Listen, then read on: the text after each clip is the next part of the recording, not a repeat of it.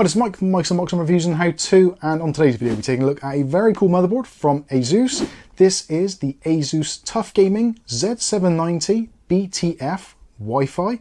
This board, if you've not guessed already from the title and also what I've just said, this is part of the ASUS BTF range, otherwise known as Back to the Future. But I like to think of it as back to front because the connectivity, or at least 99% of it, is on the back of the motherboard, and this is designed to work in conjunction with the latest cases on the market that support BTF or Project Zero, such as cases from ASUS, Corsair, Thermaltake, Inwin, and various others, and more will be joining that list as time goes on, no doubt. This new BTF style is proving to be quite popular amongst the enthusiast market. So today we're going to do an unboxing, go through a tour of the motherboard, some of the features, and also some of the reasons why I'm actually shocked at this motherboard. Now there's actually two reasons why I'm shocked at this motherboard, one of which is a good one, and one of them is possibly not so good, but it's not such a big problem, but all will be revealed later on in the video. So we'll start off with the packaging, as you can see. So this is part of the TUF Gaming Alliance range from ASUS and various other manufacturers. Get on board with this. So this is the TUF Gaming Z790 BTF Wi-Fi. Supports all the latest and greatest features that you'd expect on a Z790 platform, such as the LGA 1700 socket, also PCI Express Gen 5. We also have support for Dolby DTS. Also really fast speeds on DDR5, because this is a DDR5 platform supporting up to DDR5 7200 megatransfers per second. And also incorporates the very latest in wireless technology. This includes Wi-Fi 7 straight out of the box. Some of the other things it supports, obviously hidden connectors is one of the key things, and also it does support your usual stuff such as addressable RGB, Aurora Sync, and also addressable RGB Gen 2, which actually is a slightly more emerging standard, which not a lot of manufacturers are actually taking advantage of, but actually Gen 2 is really good for daisy chaining lots of addressable RGB devices. On the back of the box goes through the features pretty much again, so DDR5 with XMP, we've also got ASUS Wi-Fi Q antennas, the PCI Express quick release system, and also AI cooling. It also tells you about some of the connectivity options, so I'll give you a close-up of that so you can have a quick read through, but don't worry, we'll go through it in detail on the board itself. Now before we get straight in and take a look at the board, let's take a look at some of the accessories which are included in the box. So there are a pair of SATA cables, should you need them, one straight and one with a right-angled connector.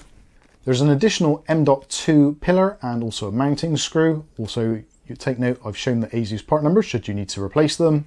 There's also an M.2 pad for supporting drives which are single-sided. There is a safety information leaflet, the ASUS web storage leaflet, the quick start guide for the motherboard. There is a certificate of reliability.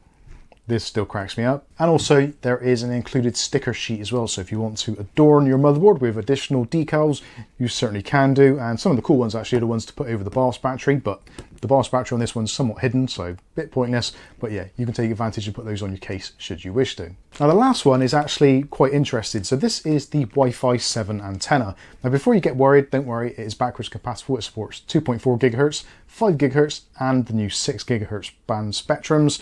And this actually has some very cool features, such as there is an application, so you can actually tune your Wi-Fi antenna to get the best possible signal.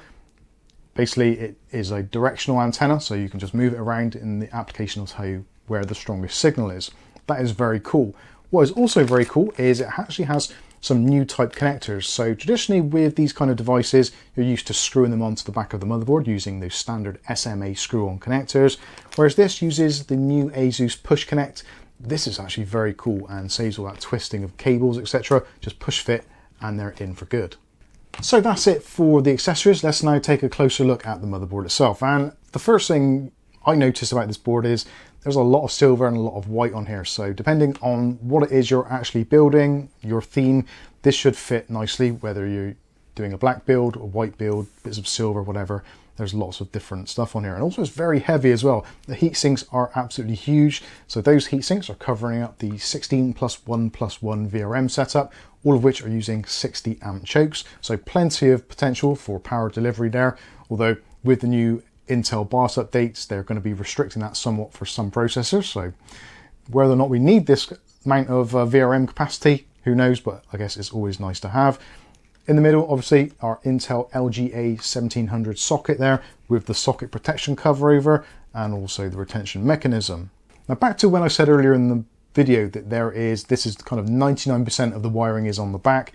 It's probably a little bit less than 99%, but you'll get the general idea. So the only actual real wiring that you can do for your PC on the front of the motherboard is actually this top one here. So there is a CPU connector here. So perhaps you're using this with a air cooler and you don't want to have to put the cable all the way around to the back to connect it up. Then don't worry, there is a CPU fan connector right there at the very top. And that is pretty much it. Other nice things which are on the front rather than being on the back is there is a diagnostic D-LED connector, which is a little bit further along here above the RAM slots. So this is going to be really good if you're doing your build for the first time and you're not too sure. This diagnostic LED will go through step by step. It will check the CPU, then it will check the RAM, then it will check the VGA device, your graphics card or your onboard graphics, and then finally you'll get the boot LED if it goes straight into the BIOS. If it goes straight into Windows, all of those LEDs should extinguish. But these are really handy for diagnosing potential problems. Maybe you haven't got your graphics card fully snug, or maybe one of your RAM sticks isn't fully inserted. This will certainly help you. And talking of the RAM sticks, we do have 4 slots here. So this supports currently at the moment up to DDR5 7200 megatransfers per second speeds with overclock XMP. You can of course use lower speeds should you wish to, and it will support up to 192 gigabytes of RAM over those 4 sticks. So moving down, let's take a look first of all at the M.2 setup here. So you've got 4 M.2 slots, all of which are PCI Express Gen 4 x4 compatible.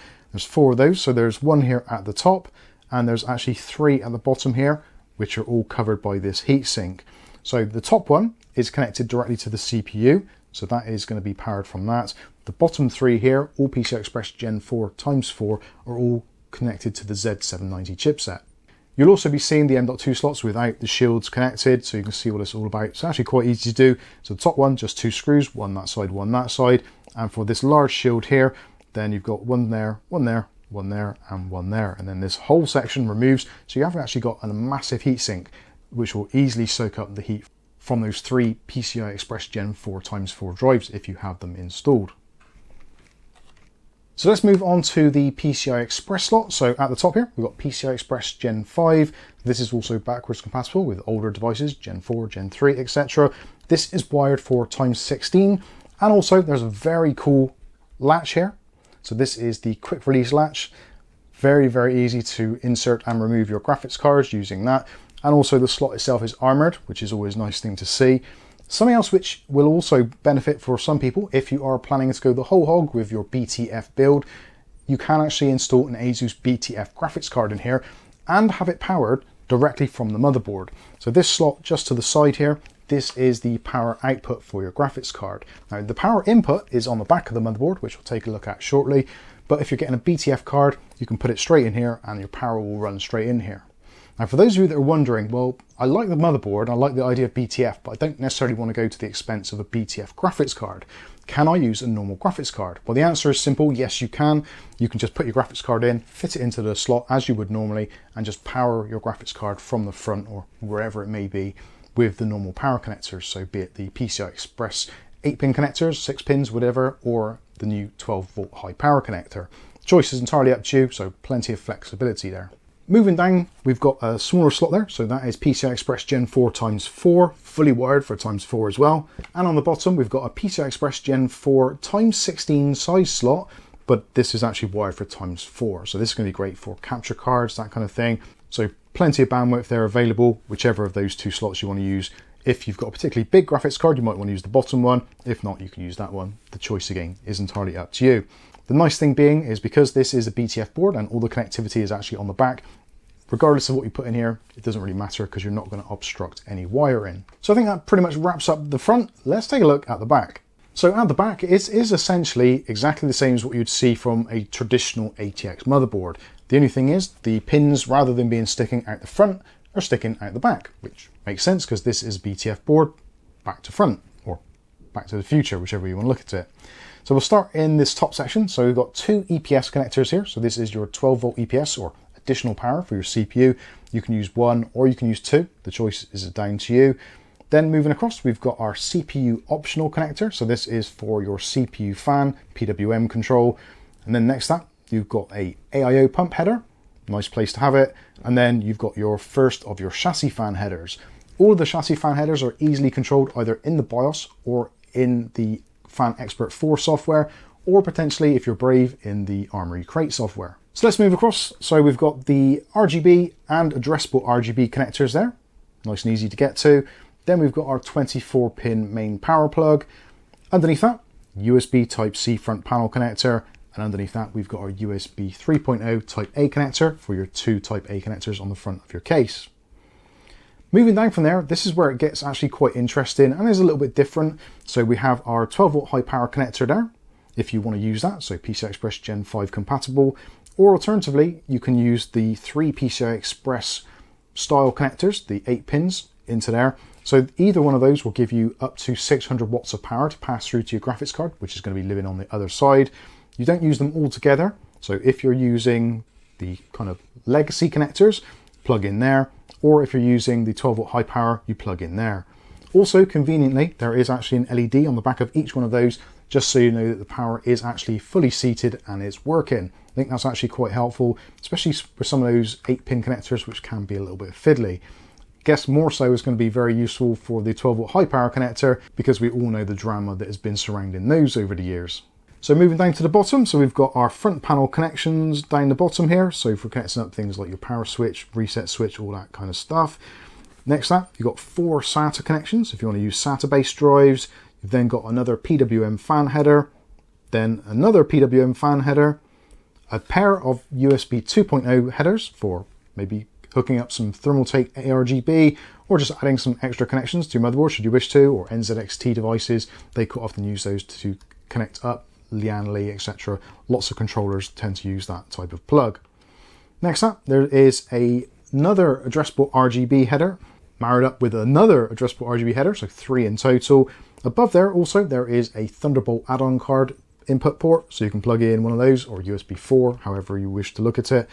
Then there's another PWM port. You've then got a COM port, which you don't tend to see these days very often, but it is there. Then you've got your clear real-time clock, or clear CMOS. You've also got a debug connection, which you won't use, but it is more for the manufacturer. And of course, you've got your front panel audio connection. So with that out of the way, let's take a look at the I/O on the back. And you've got a display port and also an HDMI. So if you're using a processor with integrated graphics, you can output from either of those up to 4K 60 Hertz, display port 1.4 and HDMI 2.1. You've then got a pair of USB ports there. So that is 5 gigabit per second, the blue color coded ones. Underneath that, the fastest port on here. So this is USB Type-C. This is a 20 gigabit per second. Across from there, another 2 USB A ports, 5 gigabit per second. Then you've got another 2 faster ports, color coded in green. Those are the 10 gigabit per second ones, a pair of those. Above that, you've got your Intel 2.5 gigabit Ethernet, also supporting gigabit and backwards compatible with 10100. You've then got another USB Type-C connection, so that is a 10 gigabit per second. Moving down from that, we've got our Wi-Fi 7 connectivity. So we've got those slightly unusual connectors there, but that's really nice. Nice push-fit connectors rather than having those screw-on SMA connectors. Next to that, we've got our audio outputs. So there is a optical SpeedIF, and then also you've got your analog outputs for various speaker devices, microphones, line in, line out, etc., etc. The sound chip on here is a Realtek ALC 1220p. So nice sound chip, does a great job, and also has integrated AI features for noise reduction on both incoming and outgoing signals. So if you want to take advantage of that, you certainly can do. Again, going back to the Wi-Fi 7, don't be confused. Wi-Fi 7 backwards compatible with Wi-Fi 6 and Wi-Fi 5. So if you've got an older router in your home and it hasn't upgraded, don't worry, it's still going to work absolutely fine. But it does have the latest and greatest features of Wi-Fi 7, which I believe will be integrated with Windows 11 24H2 onwards, and also support for Bluetooth 5.4. So now we've come to the end of the video, and this is where we're going to wrap things up. So I said earlier on there were some things which shock me, and there are 2 things that shock me. Now the first one was actually a very odd one. I was getting prepped for doing a video on how to do a BIOS flashback. Now the eagle-eyed amongst you would have probably noticed already there isn't actually a BIOS flashback button on this, which was quite shocking considering this is a moderately expensive mid-range board. But yeah, no BIOS flashback whatsoever. So for updating the BIOS, you have to have the system working. Now, some of you are probably thinking, well, that's a bit scary, Well, it actually isn't. Because of how new this board is and the state of the Intel market in terms of the LGA 1700 socket, every single Intel processor at the time of recording this video, which is May 2024, every single processor ever made on that platform is supported directly out of the box. So you don't have to worry about doing a BIOS update other than for security patches and also potentially for setting the correct limits for power for your Intel processors if you're using an i9. If you're using an i5, i7, i3s, then you don't have to worry about that too much. But with your i9s, I would probably suggest doing a BIOS update anyway, just to get those CEP values right. So that's the first shocker out of the way, which is kind of not that bad, but it was a little bit of a shock to me, I'll be honest with you. The second biggest shock was the price. Now, weirdly, if you've watched this already and you've looked through and you're interested in this kind of board, you're thinking, well, Back to the Future or Back to Front boards, yeah, they're not the cheapest on the market. It's an ASUS board, it's a TUF gaming board, it's pretty decent, lots of features, and it's a Z790 chipset. So obviously, Mike, it's going to cost an absolute fortune. Well, actually, at the day's recording, I checked on the ASUS website and on their e-store here in the UK, this is currently retailing for under £220. I think it was 215 or something. So just slightly over £200 for a fully featured board, except for BIOS flashback, of course, but for all these options and supporting BTF. So this means that the kind of BTF or back to front type design, where we have our connections on the back, is actually getting to be at a mainstream price. I actually purchased a Z790 Gaming Plus Wi-Fi from MSI for very similar money to this. So I was very, very shocked when I saw the price. And originally this board came out, and I think it was somewhere in the region of like £300, £350 possibly. So it has come down significantly. Those prices haven't been reflected yet on Amazon and places like that, although I will leave links there. So if you are interested, you can check it out. But certainly at the moment, the cheapest I've found this was actually on ASUS's own website. So potentially you might want to give that a go. Overall, I think this is a fantastic board.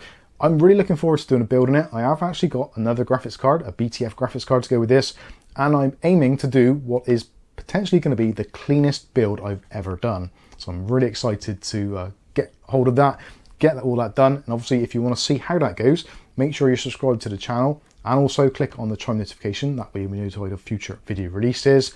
I think that's going to pretty much wrap this one up. Let me know what you think about it in that comment section below. Very interested to hear your thoughts on this, being A, that it's ASUS, and also the fact that it's BTF and supports the back to front wiring, etc. What are your thoughts on that? I am genuinely interested to hear your thoughts, and I do answer all of your questions, so please drop them in that comment section. I think that's going to wrap this one up. I've been Mike. This is Mike's Unboxing Reviews and How To, and hopefully we'll catch you in the very next video. Thanks for watching.